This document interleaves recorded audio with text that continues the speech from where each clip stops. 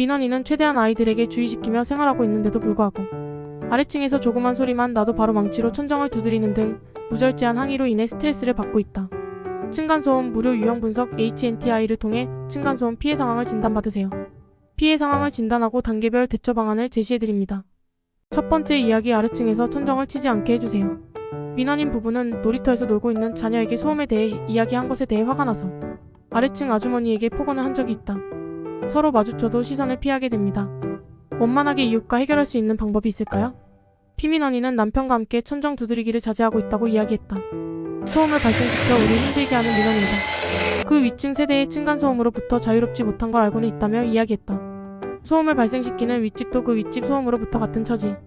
민원인은 대낮에 샤워할 때에도 천정을 치는 등 피민원인의 항의 강도가 점점 심해지고 있음을 토로하면서 쉽게 습관이 고쳐지지는 않겠지만 전 가족이 슬리퍼를 착용하며 조심스럽게 행동하겠다고 했다.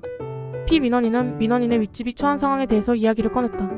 민원인의 윗집이 집수리를 할 때 동의를 구하지 않고 작업하여 가슴이 철렁거리고 새벽에 세탁기를 돌려서 위층에서 항의로 방바닥을 탁탁 치는 소리가 들려서 깜짝 놀랐던 경험이 있었다고 이야기했다.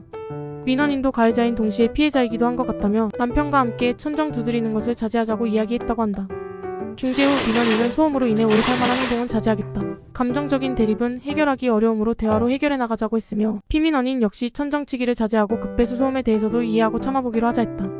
조정 후에도 쉽게 재발할 수 있는 층간소음 갈등. 피민원인은 위층으로부터의 소음 피해에 대해 2차례 민원을 제기한 적이 있었다. 위층 아이들이 뛰고 던지는 소음에 대해 문제를 제기한 뒤 위층 아이를 놀이터에 만났기에 소음에 대해 이야기를 했더니 위층 어른들이 작심을 하고 내리찍듯이 치고 던지는 보복 소음을 한다는 내용이었다. 당시 민원인은 소음이 심하면 천정을 두드리기를 한다고 했고 피민원인은 안 그래도 천정을 쳐대는 아래층의 보복 소음 때문에 민원을 넣으려던 참이라고 속상해했다. 당시 민원인에게는 천정치기 등의 보복 소음을 자제 요청하고 피민원인에게는 실내화 착용과 매트 설치를 권하였으며 한 달 뒤 위층에서 배려하고 조심하는 것 같다 하여 마무리된 사건이 있다. 층간소음 중재 이후 당시 피민원이었던 현 민원인이 아래층의 보복 소음에 대해 민원을 제기한 사례이다. 민원인, 피민원인 쌍방이 모두 층간소음에 대해서는 가해자인 동시에 피해자이고 가해자와 피해자가 따로 있지 않다는 사실을 알 수 있다. 두 번째 이야기, 대화로 풀고 싶지만 쉽지 않은 상황.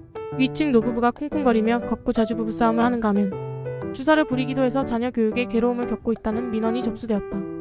피민원인에게 부탁도 하고 사정하기도 했지만 달라지는 것이 없어 미쳐버릴 것 같은 지경이라 경찰을 불러봤지만 조치할 수 있는 일이 없다고 했다. 대화로 풀고 싶지만 쉽지 않은 상황이다. 수시로 싸우고 소리 지르고 쿵쿵거려. 민원인은 집에서 귀마개를 하고 있다고 이야기했다. 걸음걸이나 소리 지르는 것을 자제해주길 부탁드립니다. 대화로 풀었으면 좋겠지만 대화가 도무지 통하지 않아 경찰도 조치를 취하지 못하고 있습니다. 피민원인 부부는 아래층에서 견디기 힘든 것은 알지만 가능한 조심하고 있는데도 어찌할 바를 모르겠다고 했다. 층간소음에 미안함은 있지만 관리사무소에서 소음 발생집을 방문하였다. 민원인의 제안으로 주방 쪽에 매트를 깔아두고 있었다. 소음 발생집의 할아버지는 마음의 상처로 늘 술을 마시고 되었고 평상시에는 조용하지만 음주시 소리를 지르게 된다는 속내는 털어놓았다. 할머니는 사고 이후 집에서만 생활하고 계셨다. 민원인에게 피민원인의 상황을 전달하자 민원인은 피민원인의 아들과의 상담을 요구했다.